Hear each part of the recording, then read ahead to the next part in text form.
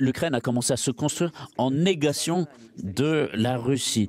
Et cette négation de l'histoire de plusieurs générations qui étaient impliquées dans ces liens entre la Russie et l'Ukraine. Et les services secrets occidentaux, avec des ONG, ont commencé à mener leur politique. Il faut comprendre que l'Ukraine, en fait, n'a jamais eu de tradition de l'État, de tradition étatique stable. Et dès 1991, les institutions politiques étatiques n'ont cessé d'évoluer en guerre de clans qui n'ont rien à voir avec les intérêts du peuple ukrainien.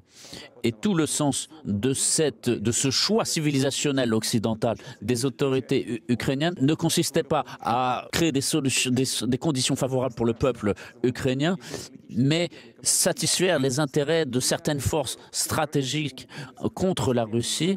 C'est la politique suivie par les banques. Ces banques se sont appuyées sur les nationalistes avec les extrémistes. Elles ont réussi à parvenir au pouvoir grâce aux voix de millions d'Ukrainiens honnêtes qui votaient de bon cœur et qui les ont trahis une fois arrivés au pouvoir.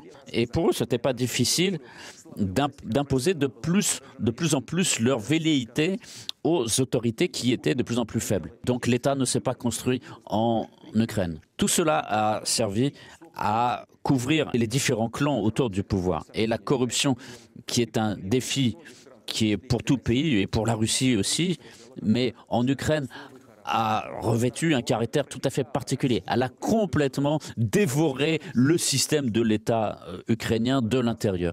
Les extrémistes se sont servis de cette situation pour en profiter, pour organiser leur Maïdan. Et en même temps, ils travaillaient directement avec des organisations d'autres pays. Ils recevaient une aide financière sur la place de l'indépendance à Kiev en recevant des sommes d'argent importantes de l'ambassade des États-Unis.